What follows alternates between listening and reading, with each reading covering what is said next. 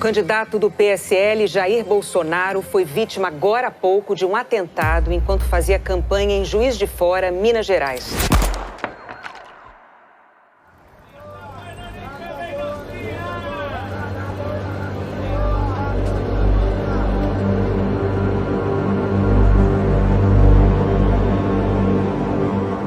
A caminhada nesta rua, no centro da cidade, ia ser cancelada por motivo de segurança.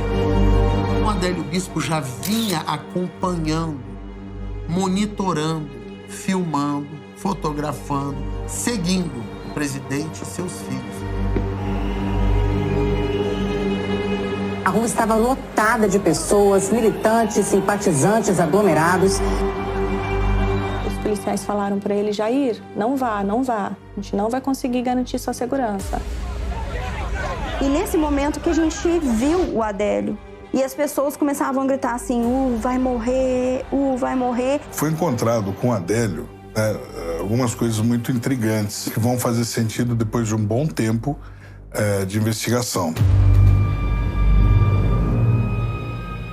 Veio uma determinação aqui do hospital que não é para nós irmos para Juiz de Fora, nem eu nem você. Adélio Bispo não tinha relação com os advogados que chegaram rapidamente a Juiz de Fora. Saíram de um jatinho fretado. O que já chama a atenção é que eles estavam prontos para o serviço, ou seja, eles já sabiam de alguma coisa. Havia várias teorias de conspiração.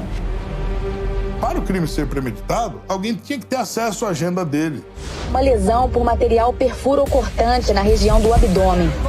O atacou com uma faca. Então a facada, com aquele perfil escolhido a dedo, era exatamente parte do ardil da estratégia para dizer que era um descontente qualquer, um maluco qualquer que agiu sozinho. Mentira. Isso é uma quadrilha, isso é uma gangue, vamos dizer assim. É uma teia de coincidência tão grande que é difícil você não ser levado a crer que da forma como tudo se encaixa, não houve premeditação. Mas não para proteger Adélio, para proteger quem está por trás de Adélio, os mandantes do Adélio. Eu acredito naquilo que um ministro disse. Trata-se de um lobo solitário. A possibilidade de uma relação do PCC com a facada em Jair Bolsonaro. Nós estamos falando de um atentado terrorista para matar o presidente do Brasil. Isso é uma ameaça ao Brasil, à democracia. É uma facada a 57 milhões de pessoas que votaram em Jair Bolsonaro.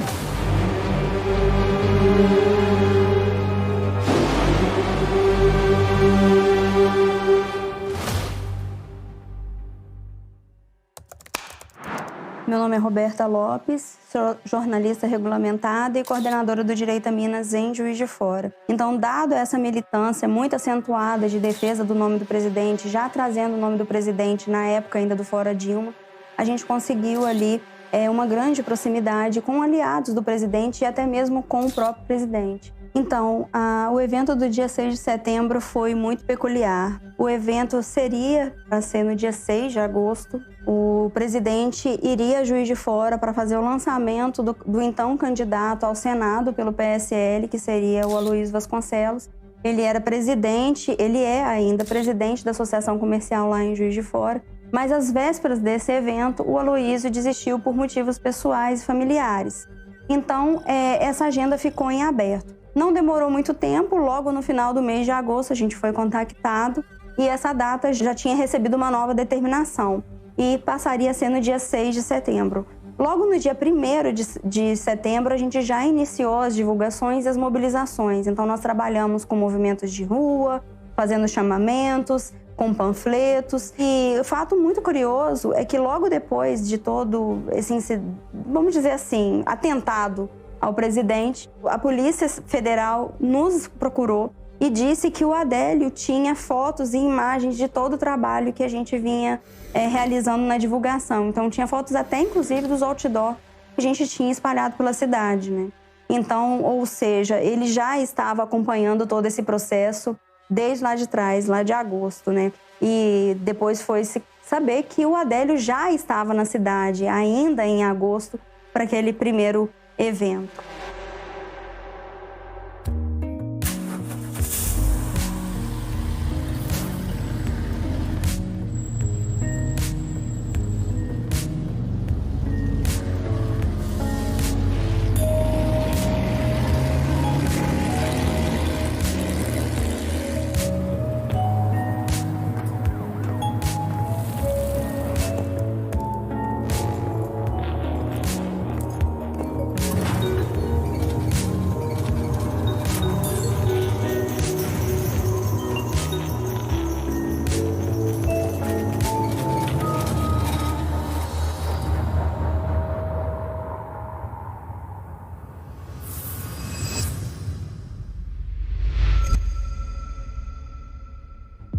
Sejam bem-vindos ao último episódio da segunda temporada da série Investigação Paralela.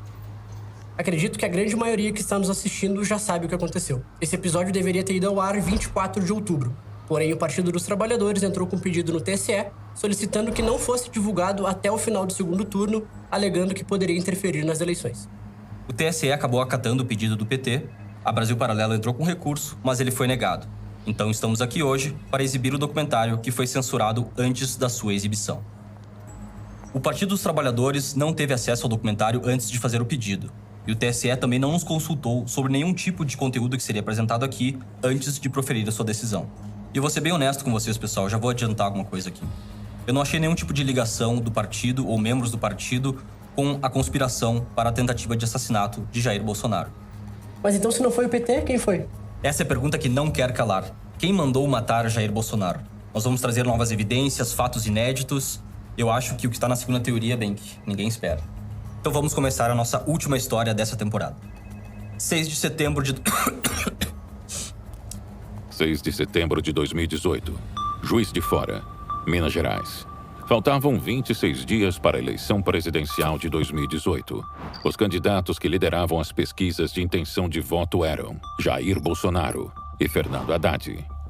Decisivo para as eleições, o estado de Minas Gerais é o segundo maior colégio eleitoral do país, representando pouco mais de 10% dos eleitores brasileiros.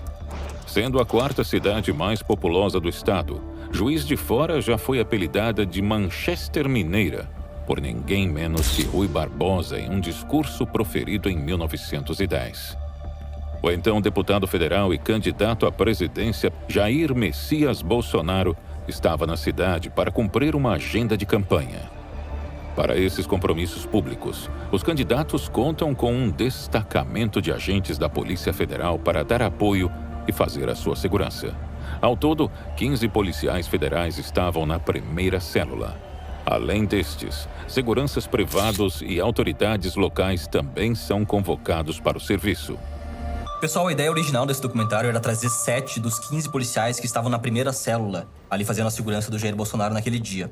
Nós oficiamos então a Polícia Federal para pedir a liberação desses seguranças, só que a Polícia Federal acabou negando o nosso pedido, então nós não vamos ter aí os 7 policiais, que estavam lá naquele dia. Mas eu consegui, como uma alternativa, um segurança privado que também estava lá e vai nos ajudar a esclarecer essa história. Eu sou Eduardo Bosa, trabalho na área de segurança em dignatários, VIPs, autoridades. A gente tem um grupo tático na cidade de Juiz de Fora, Minas Gerais. E nisso a gente foi convocado nesse grupo para a gente dar o suporte a eles lá. Jair Bolsonaro e sua comitiva se deslocam de carro de sua casa no Rio de Janeiro até Juiz de Fora. Além da equipe de segurança, seu filho Carlos Bolsonaro e o presidente do partido, Gustavo Bebiano, acompanharam o presidente nessa viagem. Ao chegarem na cidade, se dirigem diretamente até o hospital da Associação Feminina de Prevenção e Combate ao Câncer, onde Bolsonaro deu um discurso e respondeu perguntas dos jornalistas. O próximo evento da campanha seria um almoço no Trade Hotel, a convite de comerciantes e empresários da cidade. Adélio Bispo acompanhava a movimentação no hotel, fazendo registros com o seu próprio celular. O presidente Bolsonaro, ele estava bem nervoso nesse dia. Ele estava, assim, com uma aparência preocupada, cansado. Ali no hotel, era para ele almoçar ali com os empresários. Mas, como eu disse, ele não parecia muito bem.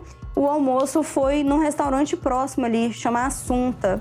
E, nesse momento, nesse restaurante, foi feita uma mini reunião onde a gente tratou de algumas mudanças que seriam necessárias nessa agenda. Essas mudanças, elas foram, assim, explícitas pelo próprio chefe da segurança da Polícia Federal, que veio com o presidente Bolsonaro de Brasília. Ele identificou alguns pontos naquela descida do calçadão, onde o presidente faria essa passeata com os populares, em direção aonde seria o comício. Essa parte da agenda, especificamente, seria totalmente cancelada, dado alguns pontos que ele identificou de risco à vida do presidente. Nesse momento, o presidente Bolsonaro compreendeu o risco e deu ok e ficou determinado dessa forma, tá? Então, nesse almoço, estávamos ali em algumas pessoas. Eu posso lembrar até algumas delas, além da polícia, do chefe de segurança da Polícia Federal, estava eu, o deputado Bruno Engler, o Marcelo Álvaro Antônio, o Bibiano, o próprio presidente e mais alguns assessores ali que acompanhavam. O Carlos Bolsonaro também estava junto. E nesse momento foi comunicado pra gente descer até no centro da cidade, no calçadão da Rua Alves, para fazer um reconhecimento da área e pegar um suprimento também que estava lá. E descemos lá onde seria o local onde que ele iria chegar, próximo à Câmara dos Vereadores ali no calçadão ali, e começamos a fazer o reconhecimento da área. E nesse momento, um certo ponto depois, chegou um senhor, me chamou e falou assim, olha, eu estou aqui desde cedo e eu vim para ver o candidato. E observei alguma atitude de alguns jovens ali e alguns adultos também que me chamou muita atenção e me preocupou. Comunicamos o pessoal, tinha um pessoal de lá da Polícia Militar que todo momento deu um apoio extraordinário, o pessoal da delegacia também. E nisso foi comunicado pra gente que foi feito, né, o reconhecimento dessas pessoas, foi feita uma revista pessoal, acharam ovos dentro da bolsa da moça, acharam também 2 garrafas de coquetel Molotov, né, de vidro, acharam também garrafas de bebida, viram como o ânimo dessas jovens, dessas pessoas que estavam lá, estavam bem alterados, bem exaltados, chamando bem a atenção e preocupando de uma certa forma. E todo momento eles gritando, vai morrer, tem que morrer, ele não, e aquela coisa assim, bem chamando a atenção. Durante o almoço, um dos agentes da Polícia Federal mostra para Bolsonaro imagens do que estava acontecendo naquele momento na Praça Halfeld, em frente à Câmara Municipal no centro da cidade, onde uma grande aglomeração se formava. A quantidade de pessoas fez com que o presidente decidisse ir imediatamente ao encontro dos populares e dar prosseguimento à agenda. Durante o trajeto até o centro, um dos integrantes da equipe de segurança ofereceu um colete balístico a Bolsonaro. Alegando estar muito calor, ele resolve não vestir a proteção. Logo que a comitiva chega na Praça Halfeld, imagens registraram Adélio Bispo atrás do carro em que Bolsonaro estava. O público estimado superou demais o que a gente esperava. Nós esperávamos cerca de 4.000 a 6.000 pessoas no máximo. Era uma véspera de feriado, uma cidade de interior. Então a gente assim, não tinha uma expectativa de público muito maior do que essa. Chegando lá, a gente viu que tinha mais de 20.000 pessoas tranquilamente. Então ele foi adentrando ali, subiu as escadas da Câmara e entrou ali na Câmara Municipal. A partir do momento que o candidato chegou, eu vou te falar um negócio, é uma coisa extraordinária. Aquilo foi começando a tomar proporção de gente. Aquilo foi aumentando, de certa forma, que era uma coisa extraordinária que eu nunca vi. Dentro da Câmara Municipal, Bolsonaro é alertado pela sua equipe de segurança que não seria seguro ele atravessar a Rua Halfeld no meio da multidão. Mas, comovido pelo número de apoiadores, ele faz o trajeto a pé. No cruzamento, antes de entrar na Rua Halfeld, um dos agentes abre a porta da viatura, chamando o Bolsonaro para entrar. Mas ele nega e diz, vamos seguir em frente. Nesse momento, os agentes federais tentam encontrar o colete balístico, mas este desaparece misteriosamente. Essa questão do colete é uma grande polêmica. Eu ouvi de várias fontes que o colete sumiu, que não sei o quê. Mas, na verdade, pessoal, eu conversei com um dos policiais que estavam lá no dia e ele me falou que o colete, ele caiu para baixo do banco da Pajero Full que eles estavam. Aí eu fui olhar umas fotos na internet e, realmente, o último banco da Pajero Full, ela tem um vão entre o encosto e o assento. E o colete, segundo ele, caiu ali. E ele foi encontrado 2 dias depois da operação, ali pelo dia 8, 9, né, quando tinham devolvido o carro. Eles acharam o colete dentro do carro. Então, essa questão do colete, na verdade, ele não sumiu. Ele estava lá dentro do carro, os caras só não acharam na hora, né? E mesmo não achando o colete, eles decidiram enfrentar mesmo assim, sem colete, e seguir pela Rua Halfeld. Rua Halfeld ali, ela é um corredor de prédios comerciais, de moradia, e prédios altos. E esse corredor de prédios, a gente estava preocupado que pessoas que não eram a favor dele, jogar ovos, algum objeto de cima, entendeu? Então, a todo momento, a gente estava também instruído para fazer o quê?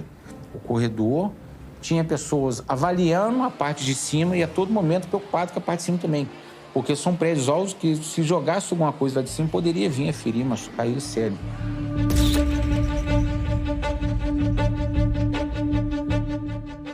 E ele chegou, se aproximou, Ele até então não chamava nenhuma atenção, porque é um cidadão comum, igual os outros que estavam ali. Por isso ele chegou e começou a querer uma aproximação sendo desagradável. Nesse momento eu cheguei para os meus e falei assim, pô, meu, se puder dar uma licença aí, cara, você está atrapalhando a gente aqui e você está insistindo. Ele falou assim, não, mas eu quero ajudar, eu estou ajudando vocês. Eu falei, não, deixa eu falar um negócio, a gente até agradece. Se você quiser ajudar, você pode até ajudar a gente. Mas se você puder ajudar a gente de uma forma assim, não atrapalhando aqui, porque aqui o pessoal que está aqui é tudo credenciado, tudo policiais, tudo aqui. Se você puder, ajuda de uma forma assim, não prejudicando, chega um pouco mais para lá, então você vai ajudar a gente. Não, tranquilo. Mas sempre quando falava com ele assim, ele dava um olhar meio assim, com cara de insatisfeito, certo? E depois, mais próximo abaixo, foi feito outro contato no qual ele tentou se aproximar. E nisso o Hugo estava próximo a mim, ele tentou uma aproximação assim, bem forte, forçando muito essa aproximação dele. E foi aonde eu cheguei e falei com ele, seu amigo, de novo, cara, eu tô te pedindo, cara, já tá começando a atrapalhar, você tá atrapalhando o nosso trabalho, tudo. Se puder ajudar, eu falei assim, não, eu quero tirar um selfie com ele. Aí nisso eu falei assim, pô, cara, mas você vai tirar, a gente já falou com você que vai tirar lá. Ele falou, mas eu quero só tirar. Eu falei, cara, você não tá nem com o telefone na mão, amigo. Não, o telefone, eu falei, não, cara, então presta atenção, de novo vou te pedir, por gentileza, cara, ajude a gente, porque a gente tá caminhando aqui, vai acabar machucando você, vai acabar machucando as pessoas. Olha só, a gente tá te pensando, nesse momento, o impulso das pessoas veio, acabou que mutou, acabou daquele negócio de um pisar no pé do outro, aquela coisa de pessoa tentando andar com o pé pisado ali preso, um segurança veio cair no chão. Com a multidão, a gente tem que fazer um isolamento dele ali, levantar ele perdeu até o boné, a gente conseguiu até pegar o boné dele de novo, colocamos ele em pé e tudo, certo? Devido a essa atitude da Adélio tentar essa aproximação do atual candidato pela segunda vez. Na terceira vez, ele tentou outro contato, perto da Batista de Oliveira, inconveniente. Nesse momento, ele fingiu estar meio doido, meio cambaleando. E a gente, naquele momento ali, ele foi desagradável, o Hugo chamou a atenção dele, ele tirou ele. Foi no momento que eu tirou ele, veio uma pessoa, um rapaz, foi, chamou ele, puxou ele, falou no ouvido dele. Tinha outra menina atrás também, que chegou, fez assim pra ele na hora, falou no ouvido dele assim, e fez assim com ele um gesto que não estava satisfeito, e falou com ele, e aí ele pegou, olhou, cumprimentou, fez assim e saiu.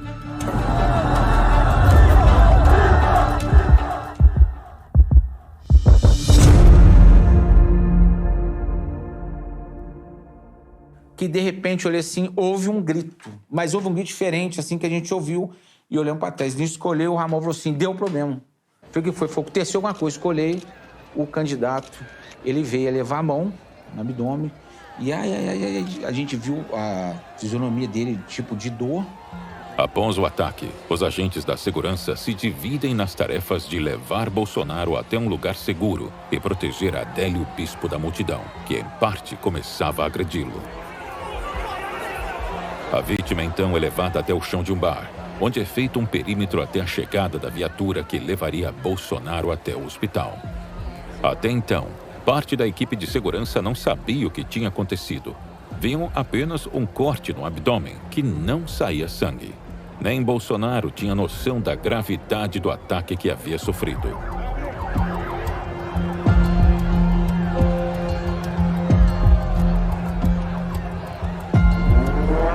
Bolsonaro é carregado até o veículo que se desloca rapidamente até a emergência do Hospital Santa Casa de Misericórdia, dando sua entrada às 15h40. Desde o momento em que a faca sai do corpo até Bolsonaro chegar no hospital, apenas 10 minutos haviam se passado. Enquanto isso, um tumulto se forma ao redor de Adélio Bispo.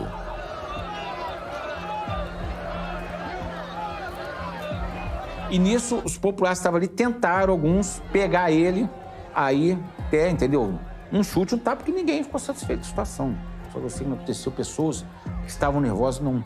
Mas aí, com isso, o Dantas pegou, protegeu ele, jogou o corpo dele em cima, foi retirando ele desse lugar, que era um pouco mais do meio do calçadão próximo, o antigo banco que tinha ali, agora na loja do lado ali, conseguiu vir trazendo, aonde encostou, no lado, do mesmo lado dessa pastelaria, aonde que existia era a pastelaria, tinha uma loja de xerox e tinha esse curso, onde tem um portão azul.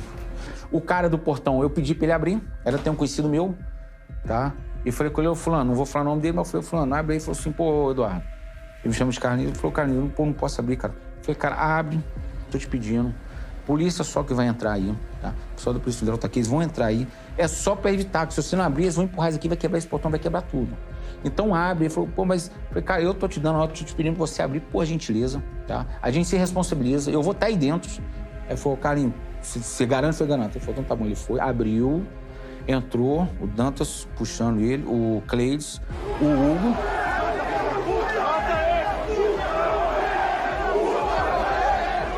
Aí foi o momento que o Cleides leu os direitos dele ali, naquele momento ali. E nisso eu pedi para abrir, eu entrei e subi. Eu fiquei em pé nesse vão de escada, onde eu tinha visão da portaria da entrada do prédio e aonde estava Adélio Bispo, algemado, sentado no chão. Em momento algum, houve agressão, ele, por parte do pessoal que prendeu, fez a prisão dele, tá? A todo momento observando. Momento algum, houve abuso de autoridade. A todo momento, a integridade física dele, ela foi resguardada. Nesse momento, ali foi feito algum interrogatório nele normal, procedimento normal, que o Ramal fez com ele, perguntou. Foi onde que ele falou que ele foi usado, né, por uma força maior, foi usado por energia maior. Quem te mandou fazer isso? Ninguém. Não foi isso que você falou antes. Quem te mandou fazer isso? Eu não disse que ninguém mandou. Quem mandou foi o Deus aqui em cima. Ao mesmo tempo em que Adélio é conduzido até a delegacia, Bolsonaro é diagnosticado com uma lesão por material perfuro cortante, que havia causado 3 lesões no intestino delgado e outra em uma veia do abdômen, que geraram uma forte hemorragia. Jair é submetido a uma laparotomia exploratória naquela noite. Logo que a notícia se espalhou, dezenas de pessoas vieram para a porta da Santa Casa à espera de notícias. O hospital confirmou que Jair Bolsonaro passou por cirurgia. Ainda não se sabe se ele vai passar a noite aqui ou será transferido para outro hospital.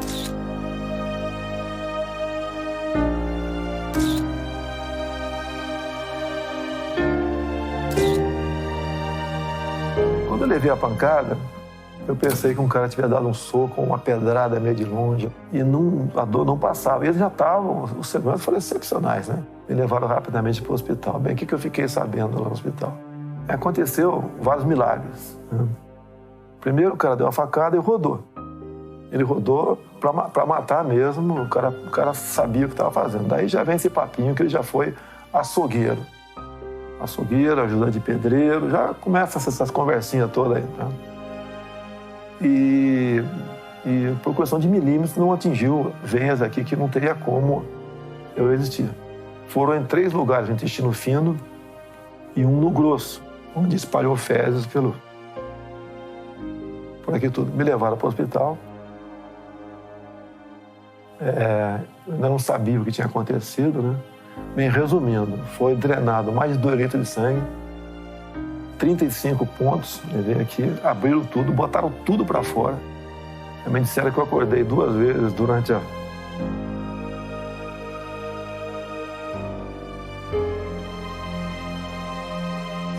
cirurgia, mas eu não estava sentindo dor, nada. E depois fiquei sabendo, quando eu acordei, que não sei se era noite ou madrugada, eu estaria sendo transferido para cá. Mas não teve uma polêmica referente ao hospital que ele ia ser levado depois? Tem sim. Meu nome é Letícia Catel, eu sou empresária. Eu trabalhei como voluntária na campanha do Jair Bolsonaro em 2018. Fui secretária-geral do PSL no estado de São Paulo e também membro do PSL nacional. No dia que aconteceu a facada, eu estava em reunião aqui em São Paulo. A reunião acabou sendo interrompida porque o celular de todo mundo que estava ali começou a tocar. E ao ver, eu vi que estava recebendo mensagens perguntando se era verdade que o Jair havia tomado uma facada.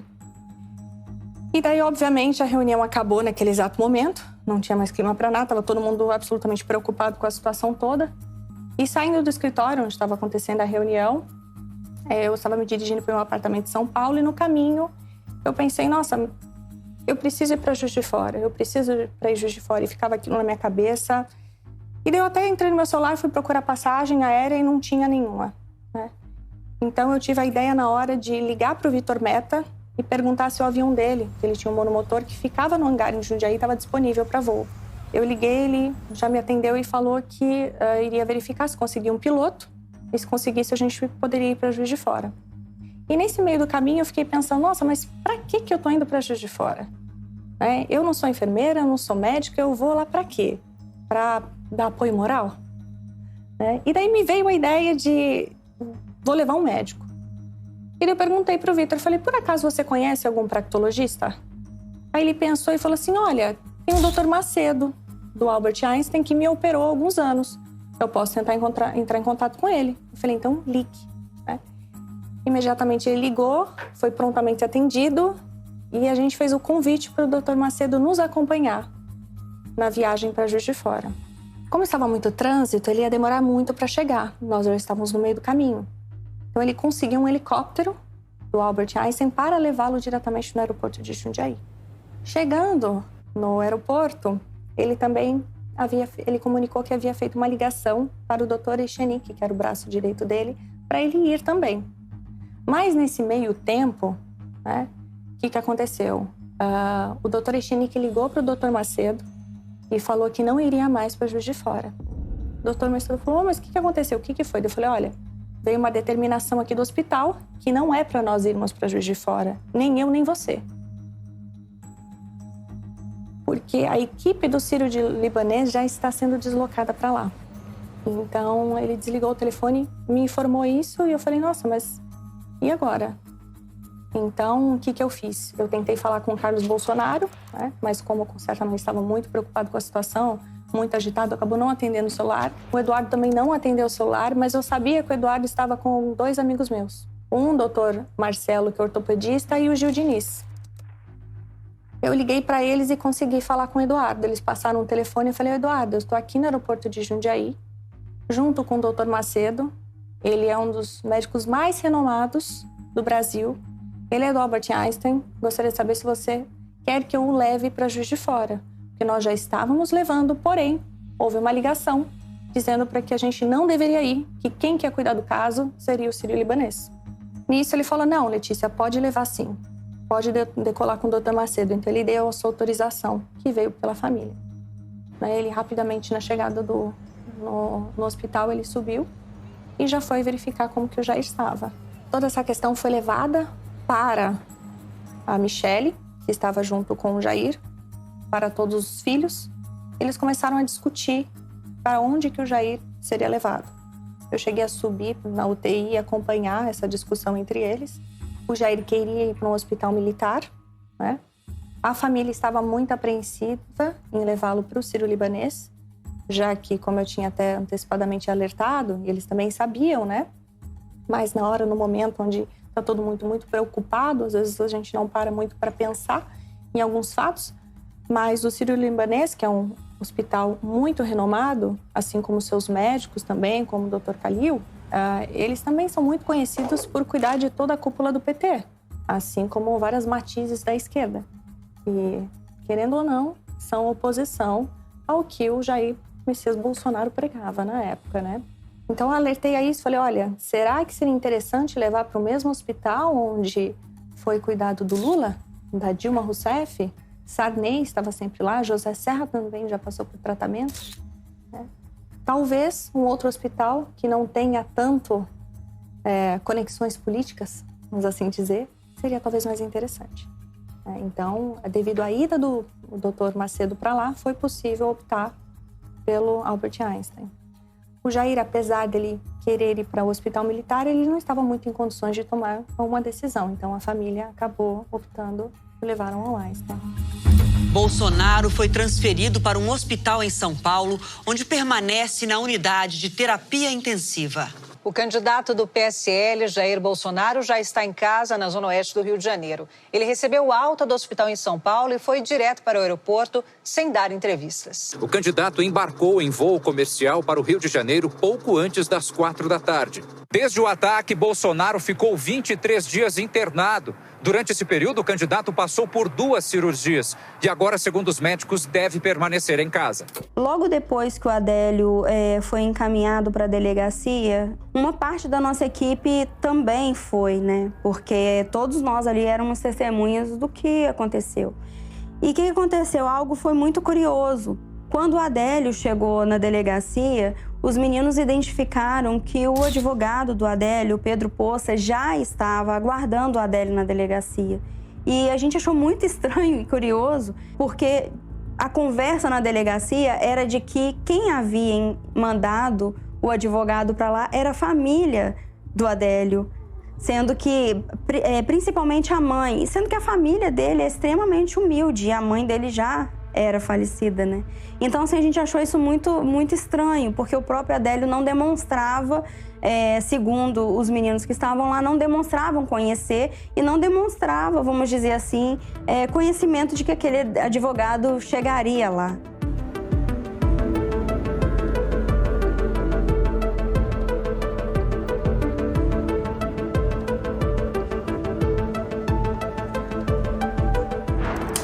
Meu nome é Zanoni Manuel de Oliveira Júnior.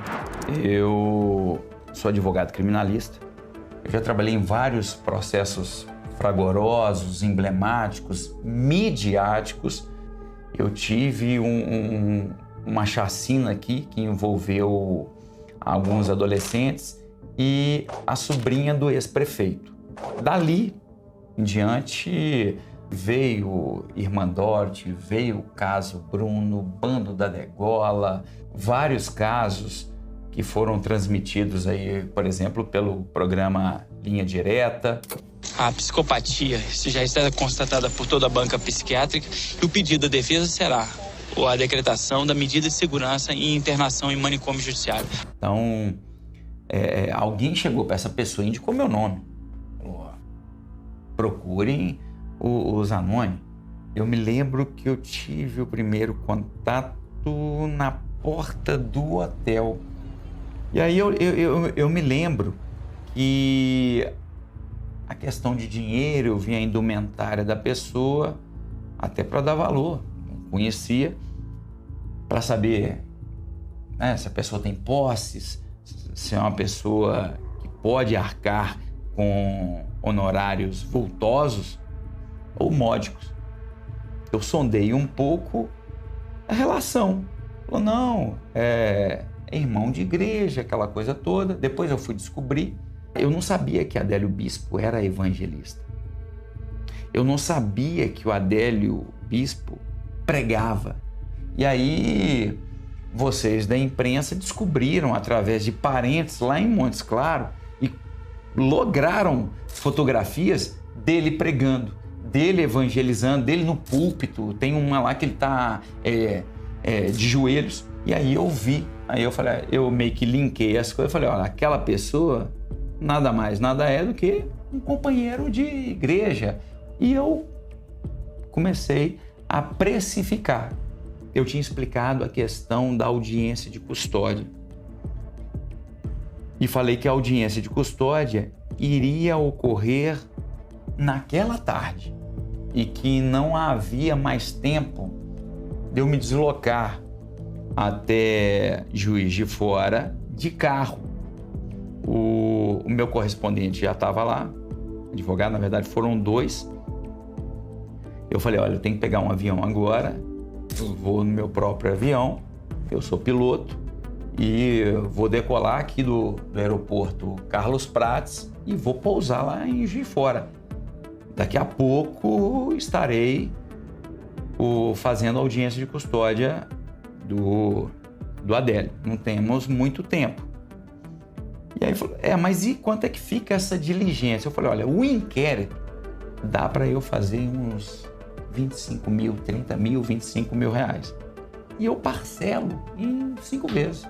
Dá uma entrada à vista, até porque eu tenho que abastecer, encher as asas do avião, botar a equipe no hotel. E aí ficou naquele negócio de, pô, tá com pressa, não tá com pressa, tá com pressa. Eu falei, ó, vamos fazer o seguinte. Ele virou e falou, tem como dar uma entrada de 5 mil? Eu falei, é claro. Eu faço um contrato de honorários e a gente fecha tudo direitinho. Eu vou até o relatório delegado. Embora pretendíamos pelo menos dar uma resposta, um susto, alguma coisa dessa natureza, entendeu? E houve, aconteceu. Adélio Bispo de Oliveira vai ser transferido para um presídio federal de segurança máxima. O autor do ataque a Jair Bolsonaro foi indiciado com base na Lei de Segurança Nacional. No fim da tarde, a Justiça autorizou a transferência de Adélio Bispo de um presídio em Juiz de Fora, Minas Gerais, para o Presídio Federal de Campo Grande, Mato Grosso do Sul. A primeira teoria que vamos trazer aqui, sustentada pela equipe de advogados e pelo inquérito da Polícia Federal, é de que Adélio é louco e agiu sozinho. Nascido em Montes Claros, em 6 de maio de 1978, Adélio Bispo de Oliveira é filho de uma falecida funcionária de varrição da Prefeitura e de Ungari.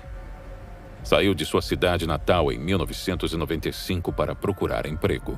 Ficou fora por 8 anos sem retornar para ver a família, passando pelos estados de Santa Catarina e Paraná, até voltar a Minas Gerais, onde mudou de endereço diversas vezes. Segundo os inquéritos, Adélio teve 39 empregos e se formou em pedagogia pela Universidade Federal de Viçosa. Sua renda nesses empregos foi sempre um pouco acima do salário mínimo, trabalhando como garçom, pedreiro, vendedor, assistente de cozinha e atendente de telemarketing. Se filiou ao PSOL no diretório de Uberaba em 2007, quando morava na cidade.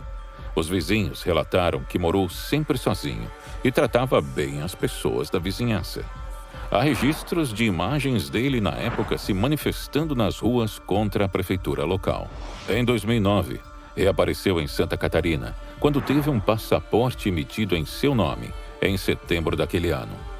A Polícia Federal averigou que Adélio residia no bairro Itacurubi, em Florianópolis, um local considerado de classe média, não compatível com a sua baixa remuneração. Em 2012, voltou para Montes Claros, sendo admitido como garçom em outubro de 2012, pedindo demissão 31 dias depois. Em 2013, retornou para Santa Catarina, onde 2 ocorrências policiais foram registradas contra ele. Uma delas foi pela invasão de um canteiro de obras em Itajaí e outro em Capivari de Baixo, por furto de um cartão de ponto da obra do local que trabalhava. Voltou para Montes Claros, sendo acusado de ter arrombado um barracão no terreno dos parentes, onde ficou por mais de 1 mês no local. Apesar do desentendimento, os parentes afirmam que ele não apresentava comportamentos violentos. Em 2014, se desfiliou do PSOL. Em agosto de 2018, Adélio se mudou para uma pensão em Juiz de Fora, onde pagou o valor da estadia adiantado. Adélio tinha feito publicações recentemente nas redes sociais contra Jair Bolsonaro. Numa das mais recentes, critica o que o candidato disse numa entrevista. Ele escreveu: "Dá nojo só de ouvir". Em outra, a crítica é a eleitores de Jair Bolsonaro. E como eu já tenho uma certa experiência em crime doloso contra a vida e incidente de sanidade mental, eu falei, olha, a única saída é a gente mudar o jogo. Vamos tirar desse estádio. Vamos levar isso para a várzea. E como é que a gente faz isso? Vamos contratar a ciência. Vamos contratar psiquiatras, forenses. E aí vem o toque de Midas. Eu peticionei, o juiz deferiu que o meu psiquiatra forense tivesse acesso ao interior do Presídio Federal em Campo Grande e lá ele fizesse uma anamnese, um exame para nós quanto à rigidez mental do Adélio. Para seguir na tese de que seu cliente sofre de problemas psiquiátricos e por isso seria inimputável, a defesa contrata um psiquiatra forense para avaliar Adélio. O juiz então aponta mais um psiquiatra e uma psicóloga para também produzirem laudos. O primeiro laudo, datado de 1º de outubro de 2018, feito pelo psiquiatra contratado pela defesa, atesta um indício de transtorno delirante grave. O segundo relata que Adélio possuía um transtorno delirante permanente paranoide. O terceiro laudo, feito pela psicóloga apontada pelo juiz, está sob sigilo. Baseado nos laudos, o juiz federal Bruno Savino aceitou o pedido e autorizou a instauração de incidente de insanidade mental, atestando que o réu sofria de transtorno delirante persistente, alucinações, sensação de perseguição e desconexão com a realidade. Naquele momento, nós desistimos de todas as testemunhas de defesa. Desistimos. Nós trouxemos ali um rol extenso de testemunhas, porque a gente queria mostrar que a vítima, ela teve uma certa participação ideológica naquilo.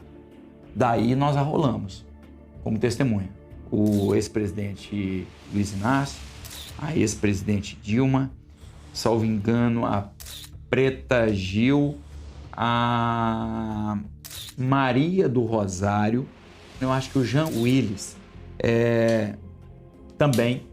Mas com a homologação do laudo, houve por parte da defesa, e nós chegamos a um senso comum, que não havia por que instruir mais o processo se a insanidade mental estava cravada, estava provada. O Bolsonaro, ele colocou assistentes técnicos. A Procuradoria da República, o Ministério Público Federal, que capitaneou a famosa Lava Jato, estava lá, acusando. Colocou toda aquela estrutura que o Ministério Público Federal tem, estava lá, à disposição. E tudo convergia para um ponto. E aí nós passamos aos debates orais, às alegações, e veio a sentença. A justiça absolveu o homem que deu a facada em Jair Bolsonaro durante a campanha presidencial. Mas Adélio Bispo de Oliveira vai ficar internado por tempo indeterminado. Na sentença, o juiz federal Bruno Savino absolveu Adélio Bispo.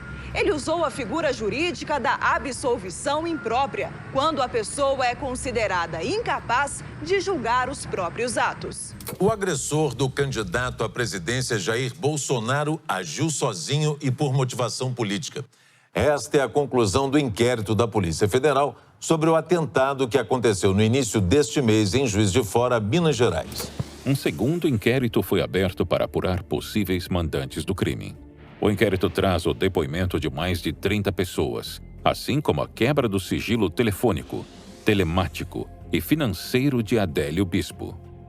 A Polícia Federal investigou um volume de 2 terabytes de arquivos, 150 horas de vídeos e 1.200 fotos, 6.000 mensagens pelo celular e mais de 1.000 e-mails.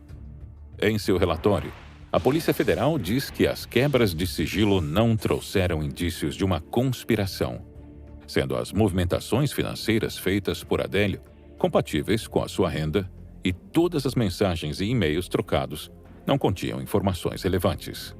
O delegado federal Rodrigo Moraes e sua equipe concluíram que não houve mandantes para a facada e que Adélio Bispo agiu sozinho, por iniciativa própria e sem a ajuda de terceiros, tendo sido responsável tanto pelo planejamento da ação criminosa quanto por sua execução. Ainda, a Polícia Federal propôs um acordo de delação premiada em outubro de 2019, mas este foi rejeitado por Adélio, que disse que não faria o acordo, pois não haviam mandantes para delatar. Essa foi a nossa primeira teoria, baseada aí nas falas do Dr. Zanoni e dos inquéritos da Polícia Federal, que sustentam que Adélio agiu sozinho e que ele possui uma doença mental que faz ele não entender o caráter ilícito dos fatos e, por isso, seria isento de pena. Mas antes de entrar na segunda teoria, precisamos explorar algumas questões que ainda não foram respondidas. Para me ajudar nessa investigação, eu trouxe pessoas que tiveram relação com o caso, sejam testemunhas do processo, o advogado da vítima e um jornalista investigativo, e eles vão trazer pontos bem interessantes aqui para o nosso caso. Então, Henrique, esteja à vontade para rasgar o véu, fala o que você quiser, qualquer pauta. Inclusive contra mim, você, como é que é? Você escondeu o Queiroz, você é homofóbico, você é racista, dá porrada. Aí a gente focar mais na questão do atentado mesmo. Então vamos falar só do atentado, pronto. Meu nome é Frederico Wassef, eu sou advogado do presidente Jair Bolsonaro desde o ano de 2014, estou com ele desde 2014, estou na advocacia criminal desde 1991, portanto são 29 anos de advocacia criminal. Sempre fui muito especializado na área da segurança pública, Morei nos Estados Unidos, morei no Canadá, meu diploma de 2º grau é americano, estudei lá, falo 4 idiomas, já rodei Europa, Líbano, Argentina, sou uma pessoa internacional que conhece muito o mundo. E por conhecer tanto o mundo é que eu amo tanto o Brasil e o povo brasileiro. Eu sou fã do meu país, eu sou fã do povo brasileiro. E então, voltando ao Jair Bolsonaro, passei a defendê-lo já de uma investigação sórdida que fizeram contra ele já em janeiro de 2015 na Procuradoria-Geral da República. Foi a minha primeira atuação forte já para defendê-lo. Depois entrei no caso da Maria do Rosário. A discussão entre os dois deputados aconteceu à margem do debate de um projeto de lei defendido por Bolsonaro para punir menores infratores depois de um brutal assassinato cometido por adolescentes contra um casal de jovens naquele mesmo ano. O ex-capitão do Exército alegou que, nessa discussão, a deputada o chamou de estuprador. Em seguida, ele disse que ela não merecia ser estuprada. Bolsonaro já declarou que os crimes contra as mulheres têm que ter penas mais longas. Em 2013, ele apresentou um projeto de lei que autorizaria a castração química de estupradores. O advogado da família Bolsonaro afirmou que a Justiça Federal vai reabrir o caso de Adélio Bispo. Segundo o advogado Federico Assef, fica muito claro que houve, sim, uma tentativa orquestrada de assassinar um candidato à presidência da República. E o presidente me autorizou que eu fosse dar uma entrevista na TV Bandeirantes, no programa aqui na Band, com o jornalista Lacombe. E lá eu passei a dar uma entrevista e expliquei uma série de coisas. Eu, no regular exercício da advocacia, falei verdades, narrei fatos. Quais são os fatos que eu narrei? A conclusão deste inquérito relâmpago e mágico que se iniciou e terminou em 22 dias, quando eu afirmo que nem 22 meses seriam suficientes para concluir uma investigação séria que buscasse os fatos e a verdade real. Mas na prática nós sabemos que 99,9% dos inquéritos policiais no Brasil levam mais de 1 ano, 6 meses, 2 anos, 3 anos. Tem inquéritos que ficam 5, 6 anos. Salta aos olhos, nota-se que o objetivo era isolar Adélio Bispo para vender esta informação ao público que ele agiu sozinho e que ele era um maluco. Eu queria ser policial quando era moleque. Eu estudei muito, fiz aqui em São Paulo, tem o Instituto Marconi, próximo ao viaduto do Charlie. Eu fiz o preparatório ali. Meus professores na época disseram, você vai se dar muito bem, você vai ser um excelente policial, não sei o quê. E aí eu comecei a conversar com policiais, né, antes de fazer o concurso e tal. E um deles me disse, falou, Vera, não entra pra polícia porque você vai ter chefe lá dentro. Você não vai poder investigar o que você quiser. Eles vão dizer pra você o que você tem que investigar. Quer uma dica? Vai pro jornalismo, que você vai fazer praticamente a mesma coisa, mas você não vai ter chefe. Você vai poder escolher as investigações que você vai pegar. Quando eu dei por mim, eu estava trabalhando com jornalismo e foi uma coisa meio que... assim, foi uma coisa meio pela natureza, né? O cachorro late, o gato mia e o Roverã investiga. Acabou, é assim que funciona. É muito, muito natural mesmo isso daí. Eu sou o Ricardo Roverã, sou jornalista, e resolvi me debruçar sobre o caso do Adélio, de tanto que as pessoas pediram, há alguns anos atrás, pela insatisfação, né? Os resultados dos 2 inquéritos que a Justiça apresentou, as pessoas não se deram por satisfeitas com o que a Justiça Federal entregou para elas no final das contas. Falaram, tem muitas questões a serem abordadas, muitas teorias rodando pela internet e, de repente, você é obrigado a concordar e calar a boca. Quer dizer, foi, então, vamos olhar de perto, né? Vamos botar uma lupa, um microscópio ali em cima e vamos ver o que é verdade, o que não é. Um laudo feito por peritos indicados pela Justiça Federal diz que o homem que tentou matar o presidente da República, Jair Bolsonaro, sofre de uma doença mental. Não pode ser punido criminalmente pelo fato. Uma coisa que eu acho muito estranha é que nos inquéritos, né, diz que o Adélio é louco.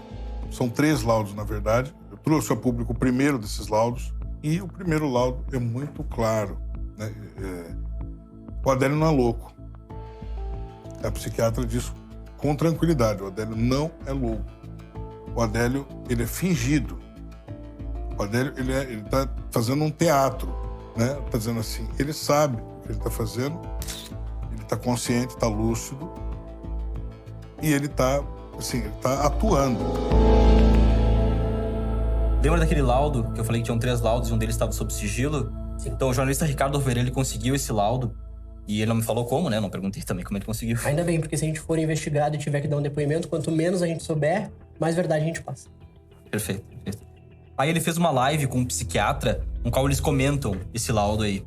E dá pra tirar conclusões bem interessantes da fala deles. Aí ela continua. Acredita-se que o examinado procurou camuflar sua verdadeira personalidade e simular transtorno psicótico.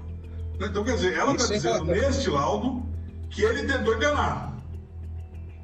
Isso é importantíssimo.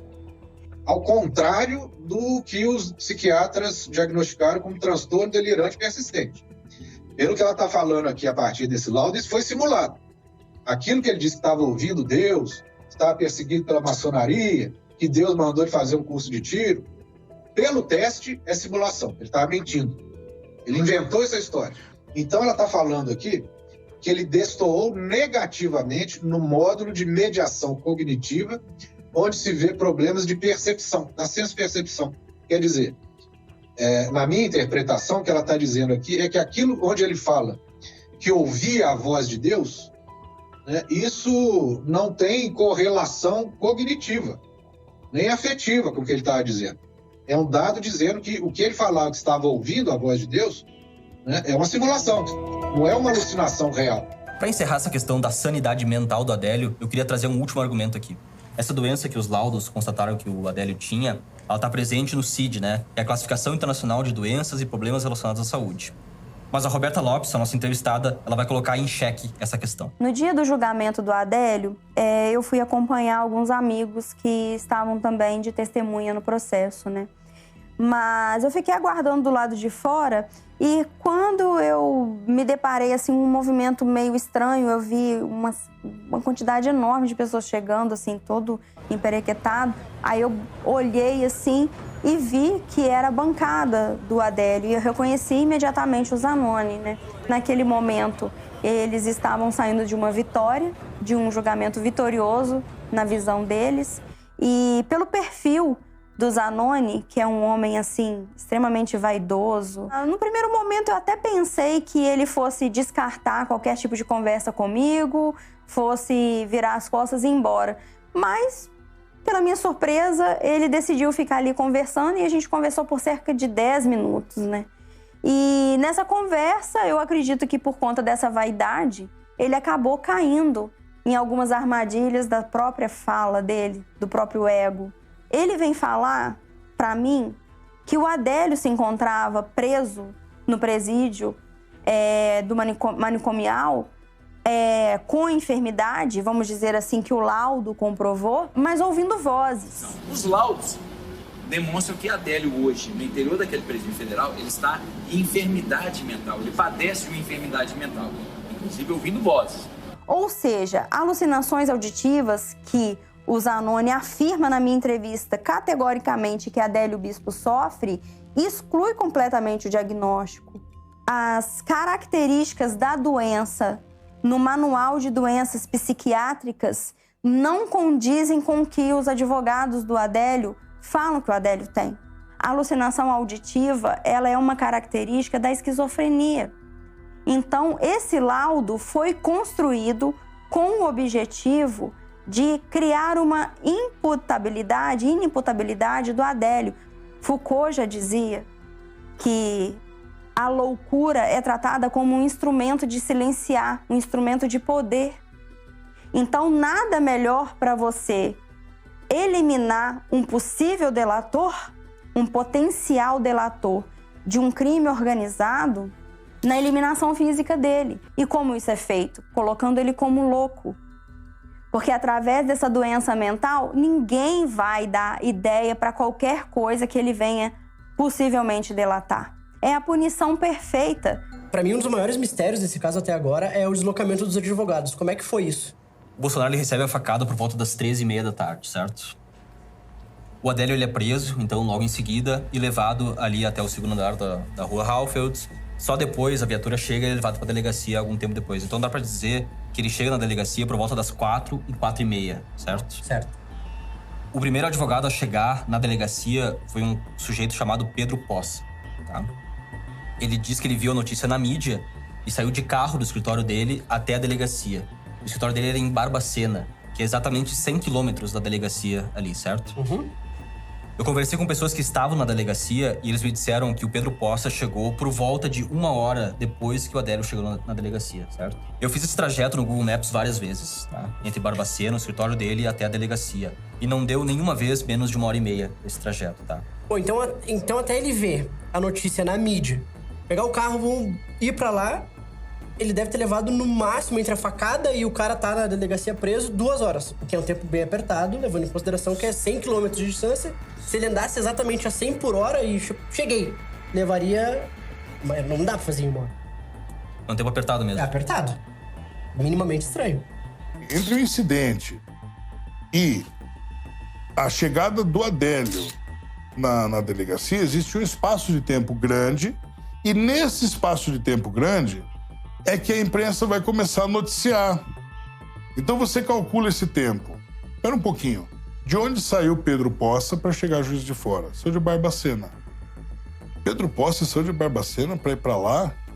Essa é uma questão que eu queria muito saber. Como que acontece o fenômeno do deslocamento do Pedro Poça?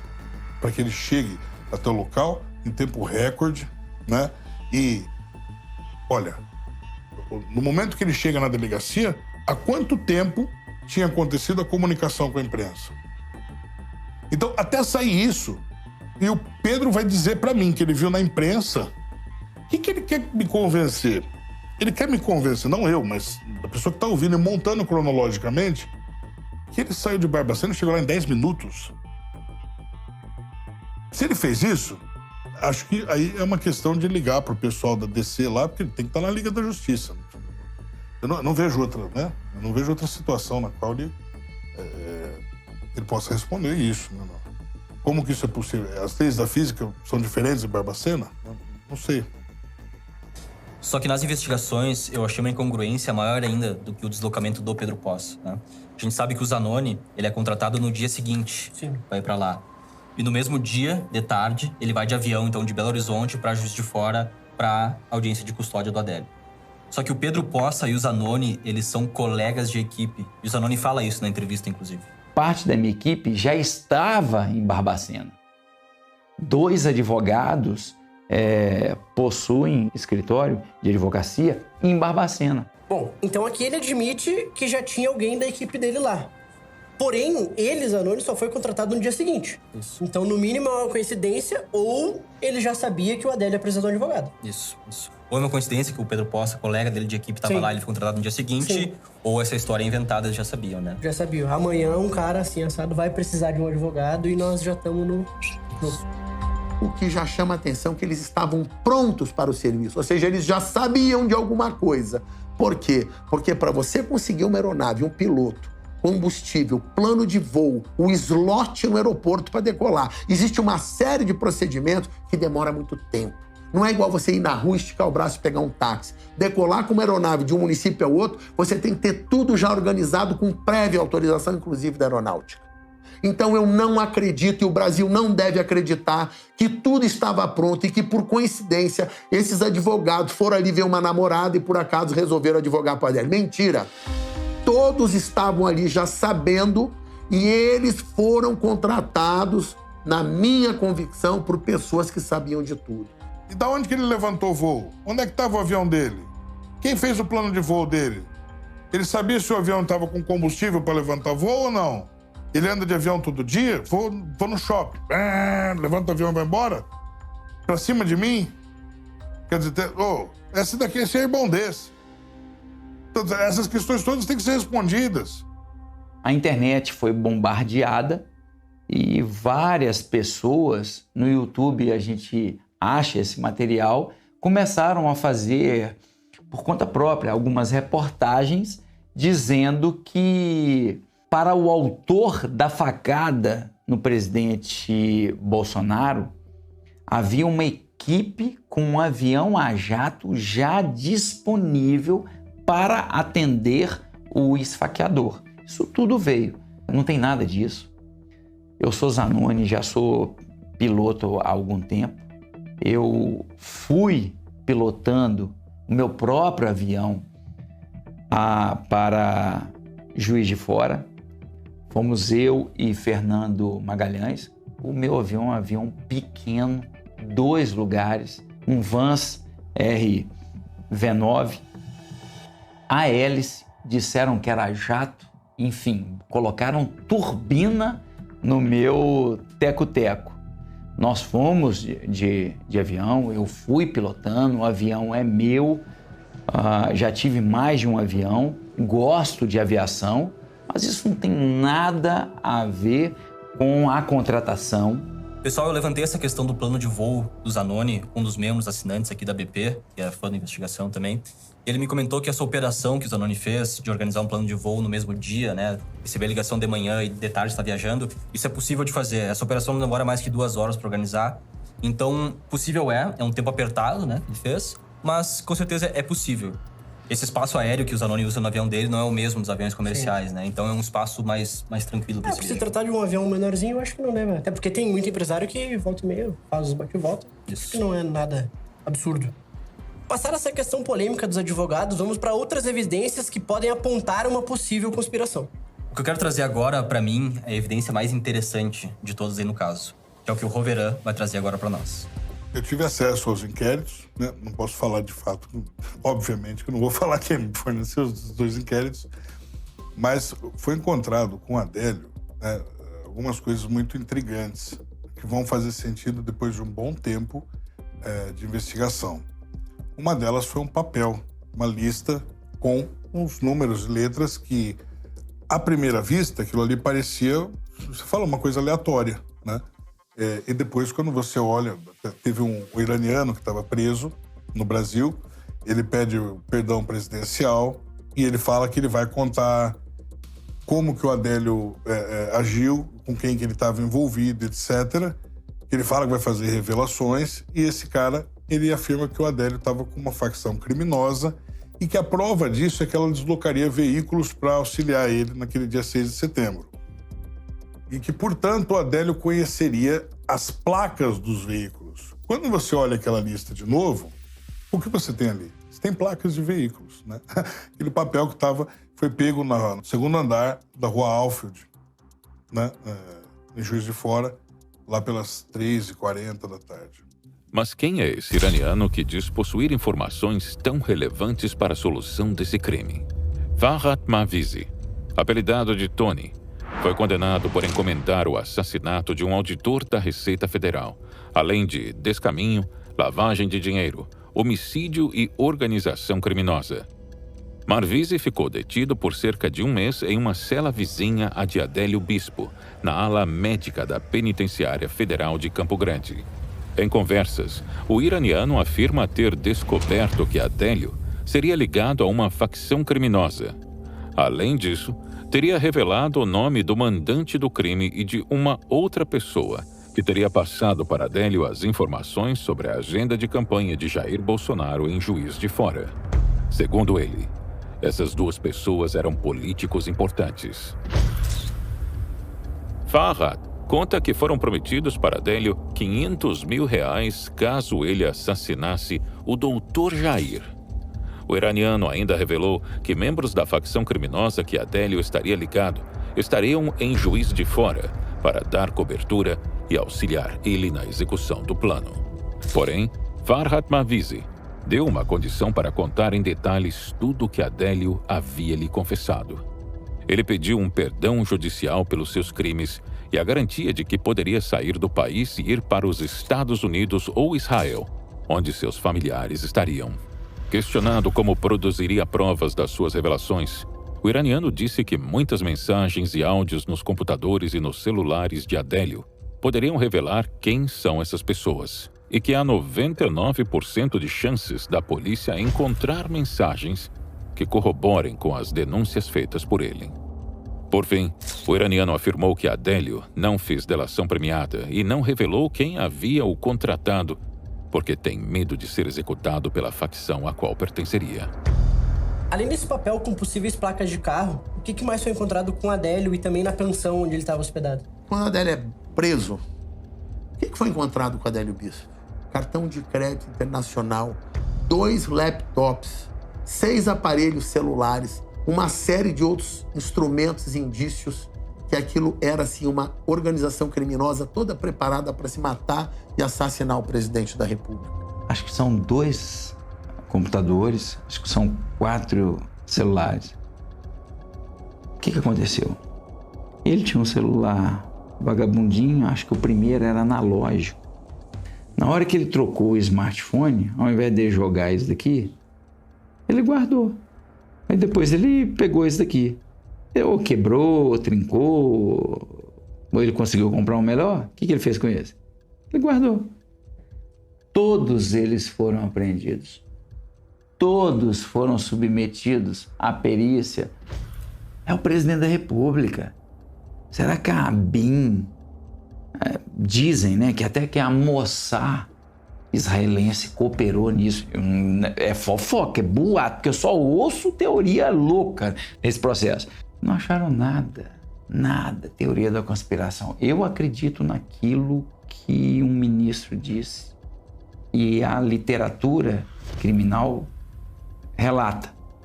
Trata-se de um lobo solitário. Essa expressão.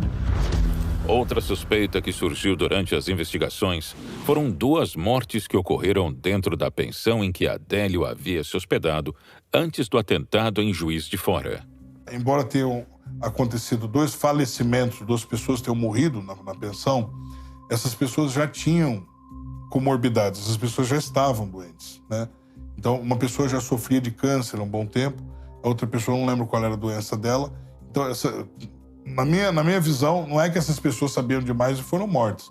E sim que elas já estavam mesmo morrendo, já estavam nesse processo mesmo, e elas acabaram morrendo. A Polícia Legislativa investiga se Adélio Bispo de Oliveira, que esfaqueou o candidato à presidência da República pelo PSL, Jair Bolsonaro, esteve na Câmara dos Deputados no dia do ataque ao presidenciável. Existem 2 registros de entrada na Câmara em nome de Adélio no dia 6 de setembro. Trabalha-se com a hipótese de que alguém teria tentado forjar um álibi para Adélio Bispo de Oliveira. Olha, a questão do álibi é muito estranha. Houve dada a entrada da Adélio aquele dia? Houve. Mas como que isso aconteceu?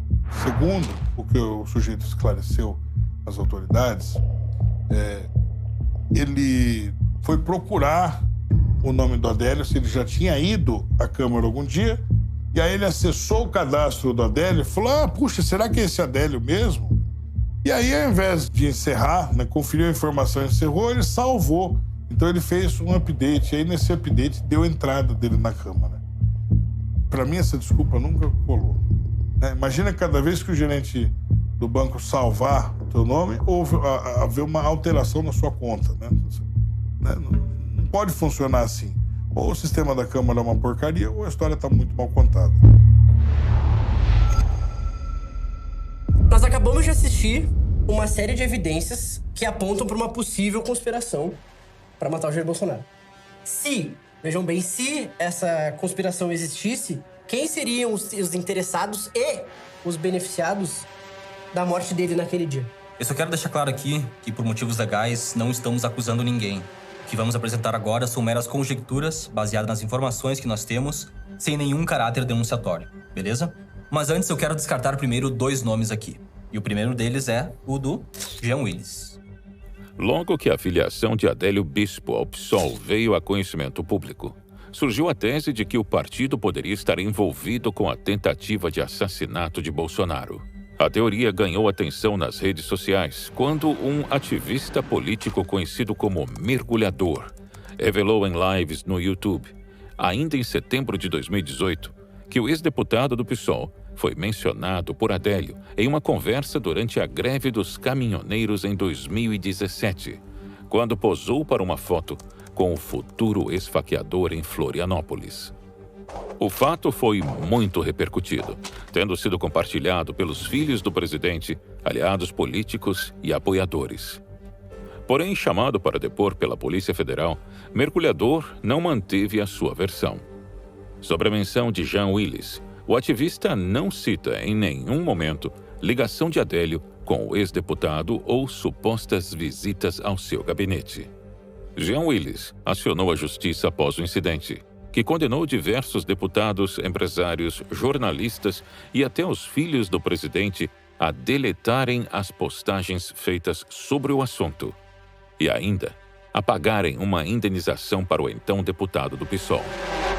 O segundo nome que eu queria descartar aqui é o próprio PT. Tá? Membros do partido, Lula, eu não consegui encontrar nenhuma relação deles com o Adélio Bispo ou com membros de uma facção criminosa, nesse caso específico, né? Eu só achei uma fala do Dirceu, na qual ele diz o seguinte: podia acontecer qualquer fato, como acontece às vezes, que impedisse isso, né? Ou erros nossos, como foi a facada Bolsonaro, como foi a decisão do Fachin, né? Essa decisão do TSE de proibir a exibição acabou gerando um enorme hype em cima desse documentário. Mas a verdade é que nós realmente não encontramos nenhuma ligação do PT com a facada em Jair Bolsonaro. Nenhum conteúdo desse documentário foi alterado por causa do pedido do PT ou da decisão do TSE. E pelo histórico do programa, vocês sabem que eu não iria me furtar de uma chance como essa. Bom, o iraniano falou que o Adélio teve ajuda de políticos e de uma facção criminosa. A polícia conseguiu achar alguma relação tanto do Adélio com a facção ou com os políticos? Durante as investigações dos inquéritos, foram descobertos indícios da ligação de Adélio Bispo e seus advogados com o crime organizado. Adélio é amigo de infância de um dos integrantes de uma facção criminosa, tendo crescido junto com ele na sua cidade natal. Veim, como é conhecido, foi preso por homicídio, mas já cumpriu a pena e até 2018 mantinha contato com Adélio pelas redes sociais. Mas a perícia feita nas correspondências eletrônicas de Adélio concluiu que não haviam conversas relevantes sobre o caso de Bolsonaro e não prosseguiu nessa linha. Outra relação com o crime organizado foi encontrada entre os advogados de Adélio. Consta nos inquéritos que Fernando Magalhães, que se deslocou de avião junto com Zanoni no dia seguinte ao atentado, teve entre seus clientes nos últimos anos 3 membros da mesma facção criminosa. Para reforçar a tese, agentes penitenciários e colegas de cela relatam que o próprio Adélio diz ser membro da quadrilha. Uma das teorias descartadas desse documentário foi de que a facada no Jair Bolsonaro, na verdade, foi um teatro para eleger ele. Recentemente, um vídeo que sustentava essa tese foi removido pelo YouTube. E ao excluir o vídeo, o YouTube disse o seguinte: o material viola sua política contra discurso de ódio, que bane qualquer conteúdo que negue, banalize ou minimize eventos históricos violentos, incluindo o esfaqueamento de Jair Bolsonaro. Essa é uma tese realmente bastante absurda, né? Todo mundo viu o vídeo do Adélio esfaqueando o Bolsonaro, foi encontrado sangue do Bolsonaro na lâmina, né, da faca. Sei lá, não tem nem o que falar sobre isso, meio ridículo demais, talvez. Mas isso não impediu que a teoria se difundisse entre deputados, celebridades e opositores do presidente. É a famosa fake news do bem. Eu não acredito que houve facada. Eu não acredito em facada de Bolsonaro nenhuma. Eu não acredito. Cabo da Silva não acredito. Bom, vamos então aqui pro nosso último suspeito dessa hipotética conspiração. Eu quero deixar muito claro que a gente não tá acusando ninguém de nada aqui. Isso tudo é uma ficção. O que vamos apresentar a seguir foi uma teoria trazida pelo jornalista Ricardo Roveran. Enquanto a gente estava conversando sobre o caso, ele me apresentou essa teoria, eu achei ela bastante intrigante. Eu resolvi apresentá-la aqui no programa. E eu acho que por essa, ninguém esperava. As mudanças ocorridas a partir das manifestações de 2013, resultante das insatisfações populares com a corrupção e a crise econômica instaurada no país, deram início a uma nova fase política no Brasil. Jair Bolsonaro surgia no horizonte como um representante deste sentimento. Com a popularidade cada vez maior, liderando pesquisas e juntando multidões por onde passava, estava depositada nele a confiança de grande parte dos brasileiros que queriam uma mudança do sistema estabelecido. A morte de Bolsonaro naquele momento causaria uma grande comoção. Quem poderia substituí-lo na corrida presidencial e carregar suas bandeiras na presidência? A Resolução 23.548 de 2017 do TSE diz no seu artigo 68 que, em caso de falecimento do candidato após o fim do prazo de registro, o seu partido político, o PSL, ficaria responsável por definir um substituto. Foi com base nesse contexto que o jornalista Ricardo Roveran desenvolveu a sua teoria acerca do caso. Bolsonaro não ia para Juiz de Fora no dia 6 de setembro. Ele ia no dia 6 de agosto. A agenda dele era com associação comercial. E aí, o pessoal fica de sobreaviso, porque o Bolsonaro adia essa ida por um mês. Quando ele adia essa ida por um mês, apenas quem tinha acesso a essa informação era quem cuidava da agenda do Bolsonaro. Segundo as informações que eu levantei, era o pessoal do Bebiano. O Bebiano era presidente temporário, né, da Nacional. Então, ele acabou agregando tudo da campanha para ele, por conta desse modo dele de trabalhar extremamente centralizador. O Bolsonaro era blindado pelo Bebiano. Para você falar com o Bolsonaro, você teria que passar pelo Bebiano. Porque se o Adélio é um louco e um belo dia, na história do planeta, na história da política mundial, ele cai de paraquedas no colo do Bolsonaro com uma faca na mão, então isso é um fato que precisa ser examinado. Agora, por outro lado, se o Adélio premeditou, para que ele pudesse premeditar, o pressuposto é que alguém conhecesse a agenda do presidente. Inclusive, logo após o atentado, eu fui chamada para depor na Polícia Federal e, assim, eu fui muito clara no meu depoimento. Eu disse que até o momento, quem sabia dessa agenda era só a gente que estava na organização e a gente tinha sido acionado diretamente por parte do pessoal do PSL, que, no caso, eram as figuras do Bebiano e o Marcelo Álvaro Antônio. Então, assim, eles queriam entender como essa agenda vazou para que o Adélio estivesse na cidade antes da data, de fato, que ocorreu o atentado do presidente Bolsonaro. Na minha opinião, existia um grupo formado com 5 nomes, né, que eram necessários naquele momento para o cenário que se formou posteriormente. Na época, eu comentei isso nos bastidores, comentei isso com alguns colegas que estavam também na investigação, e, de repente, um jornalista descobre uma coisa, vai fazer uma entrevista sobre o inquérito das fake news, que esse jornalista, por acaso, o destino é o Oswaldo Eustáquio, e quando eu vejo a matéria dele na tela, quase que eu caio da cadeira. Por quê? Porque ele traz a informação de que havia um grupo chamado PSL Raiz, cujos nomes que eu falei nos bastidores, que ninguém sabia, estavam exatamente nesse grupo. Quer dizer, o grupo existia de fato. Para premeditar a facada, precisava existir esse grupo. E o Eustáquio traz exatamente isso na matéria dele. Um grupo chamado PSL Raiz, que tinha exatamente esses nomes. E aí, eu me lembro daquele dia, eu sentei na escada, liguei para o Eustáquio, falei, Eustáquio, saia do país porque vão prender você. Ele falou, não, mas eu não sei o quê. Eu falei, não é por causa disso. Você não sabe onde você mexeu. Você não sabe o que você encontrou. E eu não posso falar muito para você a respeito disso, porque a gente tá no telefone. Eu falei para ele, vão prender você. Isso antes dele ser preso. Eu lembro até hoje, eu estava sentado na escadaria em Brasília, eu liguei para ele e falei, Eustáquio, saia daí. Antes do incidente que ele foi parar na cadeira de rodas.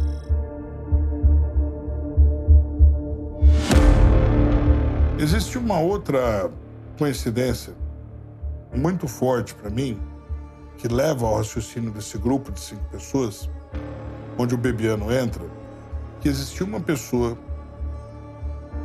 pedindo para que o Luiz Felipe não fosse o vice do Bolsonaro. Existia, na época, uma pessoa que depois ia se eleger deputada, inclusive. Né? Ia dar bastante dor de cabeça lá na frente.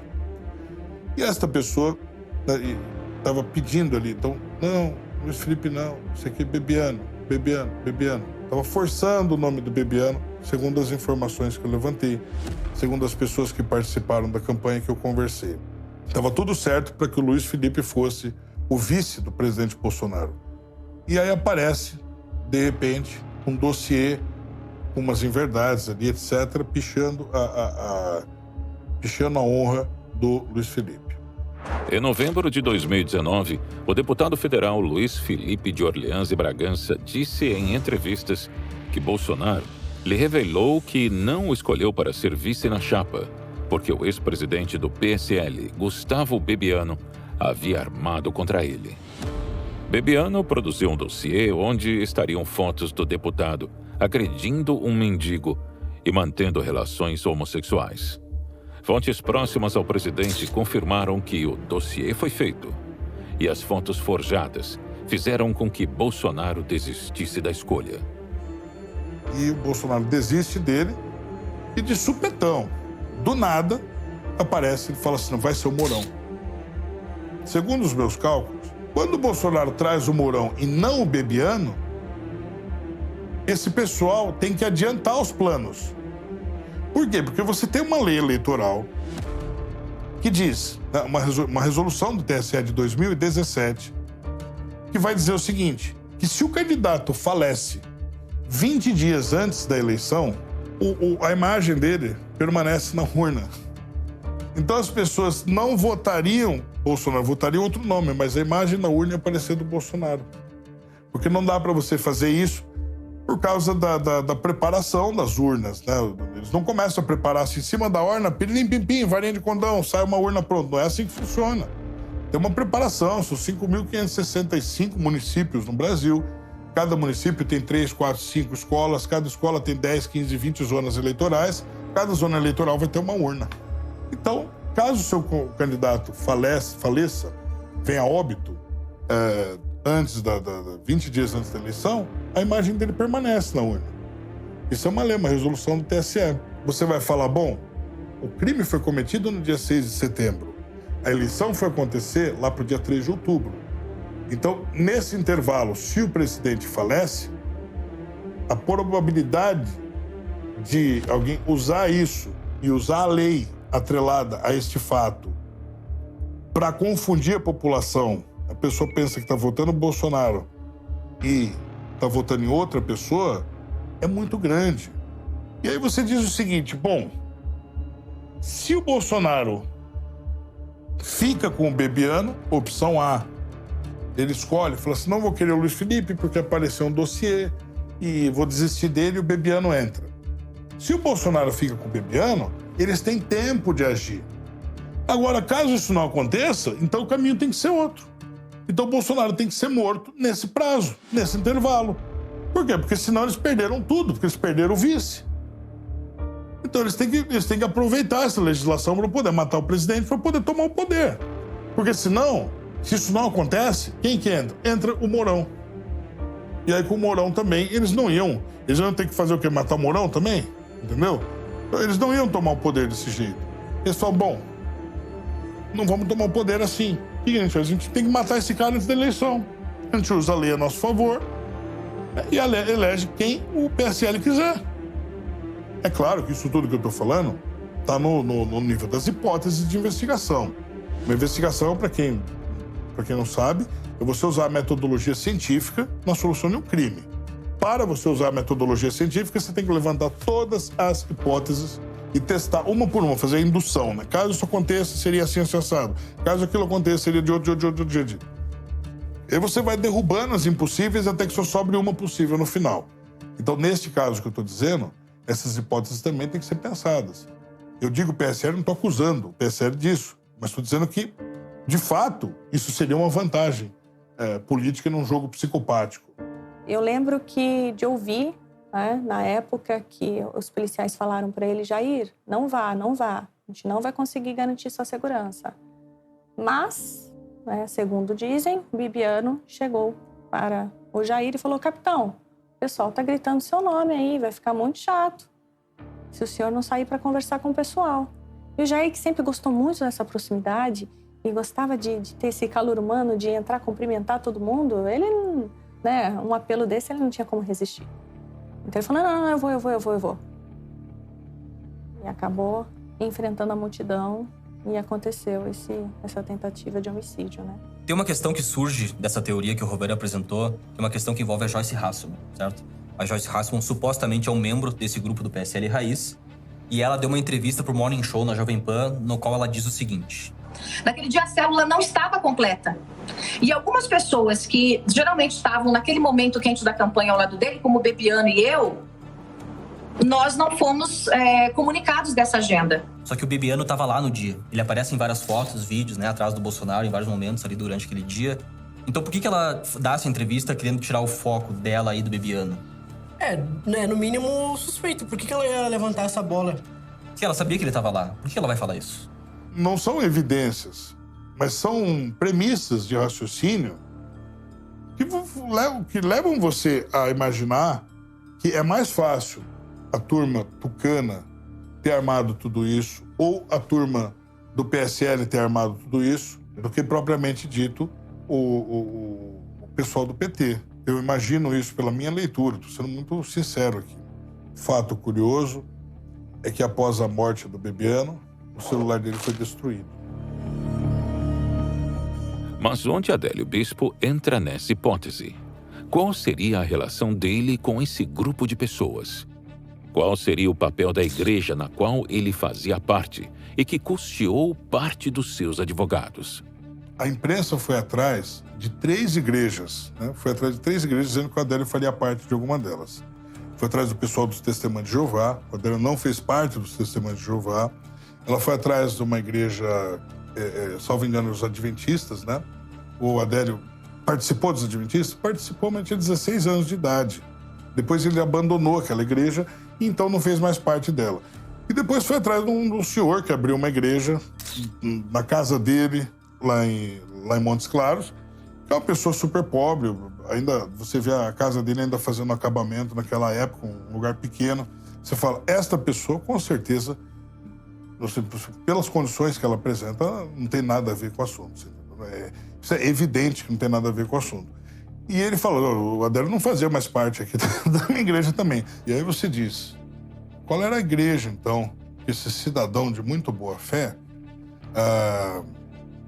que pagou, né,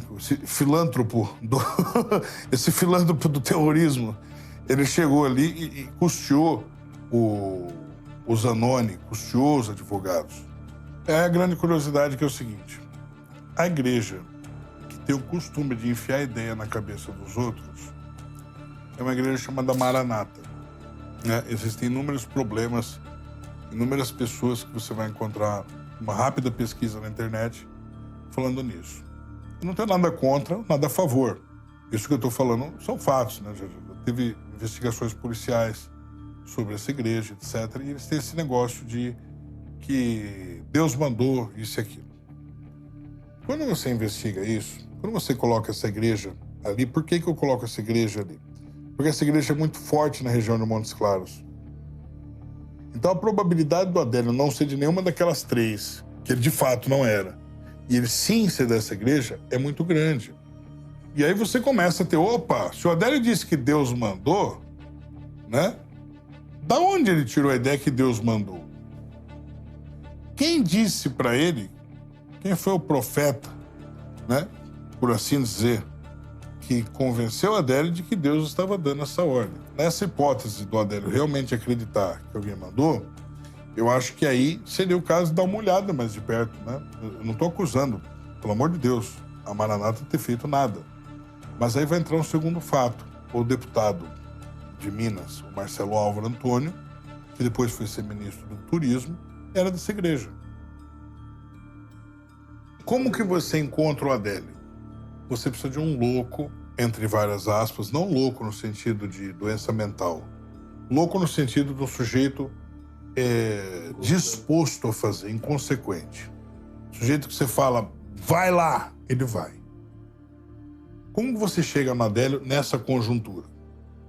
Você precisa de alguém que esteja participando da Maranata e que faça essa ponte. Depois de tudo isso que a gente apresentou, depois de 4 anos, né, do atentado à vida do Jair Bolsonaro, atual presidente da República, há quantas andas a investigação? Cara, durante os inquéritos foi solicitado a quebra de sigilo telefônico e financeiro dos advogados do Adélio Bispo, certo? Só que a OAB entrou com um pedido para impedir essa quebra de sigilos, né? Alegando que isso violava o sigilo que tem entre advogado e cliente, certo? A Associação Brasileira de Advogados Criminalistas divulgou nota classificando a busca como flagrantemente ilegal. A entidade afirma também que o episódio pode configurar um perigoso precedente para a inviolabilidade dos escritórios de advocacia. No dia 3 de novembro de 2021, quero que o senhor decore essa data, eu vou também passar para o senhor, Henrique, uma coletiva de imprensa minha mostrando isso. Como é que estava? Qual era o status daquele processo naquele momento? O inquérito havia sido encerrado. O inquérito encerrado, eu juntei nos autos a minha procuração dada pelo presidente da República, Jair Bolsonaro. Peticionei e coloquei minha tese ali. Fiz a sustentação oral, despachei com todos os desembargadores federais de forma virtual, está gravado e foi para o YouTube. E ali eu tive vitória. E graças à minha vitória e ao meu trabalho, foi reaberto o caso Adélio Bispo e o inquérito segue em curso e as investigações seguem em curso graças ao meu trabalho. Eu gostaria de falar muito mais, mas eu não posso, eu sou impedido por questões legais, por ser advogado do presidente, porque esse inquérito, esse procedimento tramita em segredo de justiça. Ou seja, se eu falar qualquer coisa aqui para o senhor nessa entrevista, eu seria punido pela OAB, punido pela própria Polícia Federal, representariam contra mim e, paralelamente, eu estaria prejudicando e traindo o meu cliente, o presidente Bolsonaro. Então, infelizmente, eu peço desculpa ao senhor, Henrique, eu não posso dar mais detalhes e me manifestar sob pena de eu ser punido legalmente, inclusive. Eu não tenho condição, peço desculpa a você. Mas se as pessoas soubessem o que está no inquérito, o que está acontecendo nas investigações, como é que seria a reação das pessoas em geral? As pessoas se revoltariam. Eu vou resumir em 3 frases. O comunista, ex-militante do PSOL, radical, Adélio Bispo, que tentou matar Jair Bolsonaro, não é louco. Não agiu sozinho e havia um grupo de pessoas com ele no dia. Os advogados defende qualquer um, defende facção. Não, eu defendo. Se pagar, defendo qualquer um. Qualquer um. Não tem facção, eu não sou do CV, do PCC. Eu defendo quem paga. O Sobral Pinto já dizia, não é profissão para covarde. E não é mesmo, não é. Eu acho que é o seguinte, eu acho que investigar é uma coisa séria e que você tem que fazer de forma desapaixonada. A maior dificuldade que eu tive o tempo todo foi enfrentar a quantidade, a enxurrada de informações falsas que chegaram até mim e que eu tive que provar, procurando a prova de se aquilo era verdade ou era mentira, eu chegando à conclusão que era mentira. Por exemplo, o Adélio recebeu 18 ligações da Manuela Dávila. É mentira. Ela entrou na justiça contra isso. E esse tipo de coisa, para quem está investigando, atrapalha muito. Você imagina você atrás da ligação do Adélio com a Manuela Dávila e o cara não conhece ela. Mas está todo mundo falando, te cobrando aquilo ali, e você indo atrás e você chega à conclusão que não. Não dá para você ficar preso em questõezinhas menores de pessoas que querem resolver o caso a partir de uma informação isolada. Você tem que pegar todas elas, fazer o conjunto, isso liga com aquilo outro, tal, montar o quebra-cabeça e ver a figura que forma no final. Aí você vai ter resposta. Antes disso, não dá. E você só vai fazer isso de forma desapaixonada. Você olhar de fora e falar, não sei o resultado que der, o que der vai ser a verdade, e a verdade é o que eu vou falar, independente de quem vai gostar ou não. É isso. Um momento muito desagradável, porque foi um momento muito triste ali, um momento, querendo ou não, que marcou um lado bem triste, ruim, desse serviço ali. Querendo ou não, é um serviço que você está ali para fazer e acontece uma surpresa dessa. Ali a gente acaba, não que a gente não está acostumado com situações que aparecem do nada, mas a gente fica aborrecido. E a gente se cobra automaticamente também naquele momento ali. Esse dia 6 de setembro foi um marco, assim, que deixou, vamos dizer, uma marca muito ruim para Juiz de Fora, né? Recentemente ele esteve em Juiz de Fora, no primeiro turno da campanha. A gente pôde presentear ele com uma certidão de renascimento. Juiz forano de coração. Ele ficou muito feliz, a gente tem certeza que essa mancha, pelo menos para ele, Juiz de Fora não vai carregar. Então apresentamos aqui evidências, mostramos aí nossas teorias sobre a tentativa de assassinato do então candidato Jair Bolsonaro. E antes da gente encerrar aqui, eu só queria dizer uma coisa, nós tentamos uma entrevista com o próprio presidente, para ele relatar o que ele sentiu naquele dia, como é que foi para ele todos esses acontecimentos, o que ele acha das investigações e tal. Mas eu fiz o contato com, muita gente, eu tentei realmente convidar ele para esse episódio, mas não me responderam, eu falei com a agenda, eles não retornaram mais. Então, infelizmente, não tivemos aí o depoimento do presidente nesse episódio. Lembrando que